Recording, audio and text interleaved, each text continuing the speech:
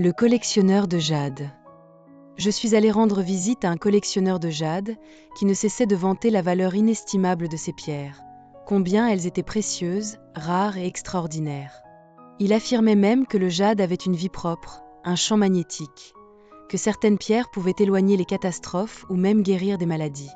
Selon lui, d'autres encore pouvaient conjurer les malheurs et apporter la protection divine. Il en parlait presque comme s'il s'agissait de divinité. Il est même allé jusqu'à dire, comparé au jade, la vie humaine est insignifiante, fragile. Il y a des vies humaines qui ne valent même pas une seule de ces pierres. Que la vie humaine soit fragile, cela, je le reconnais. Mais dire qu'une pierre est plus précieuse qu'une vie humaine, cela, je ne peux l'accepter. En réalité, si ces pierres semblent avoir une vie, c'est uniquement parce que les humains leur projettent leurs émotions et leurs illusions. Ce n'est qu'en raison de nos sentiments que le jade semble avoir un champ magnétique, ce n'est qu'à cause de nos désirs qu'il paraît réagir à notre présence. Sans l'attachement humain, même le jade le plus éclatant ou le diamant le plus pur ne sont guère différents d'un simple galet au bord d'un ruisseau. En quittant la maison de ce collectionneur, en marchant dans le couloir rempli de pierres précieuses, une pensée m'a traversé l'esprit. Tant de gens dans ce monde aiment le jade, les porcelaines, les antiquités, les œuvres d'art. Ils dépensent des fortunes, y investissent toute leur énergie. Mais combien sont prêts à investir autant d'amour et d'efforts dans les relations humaines ? Aimer un objet inanimé est simple, sûr. Aimer un être humain, en revanche, est bien plus complexe, risqué, incertain.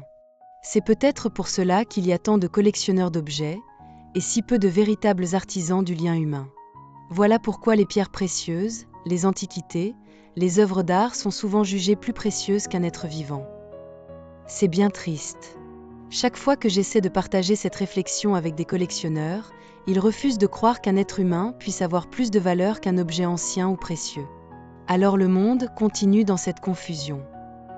Et si, au lieu de collectionner des pierres, nous collections plutôt un peu d'amour, d'amitié, de loyauté, de tolérance, de pardon ?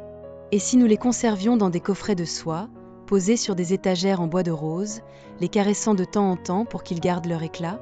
Ne serait-ce pas là une preuve plus lumineuse de la noblesse et de la valeur humaine ? Veuillez cliquer sur le bouton d'abonnement pour que nous puissions partager ensemble un moment de sérénité. Puissent les mérites ainsi accumulés orner la terre pure du Bouddha.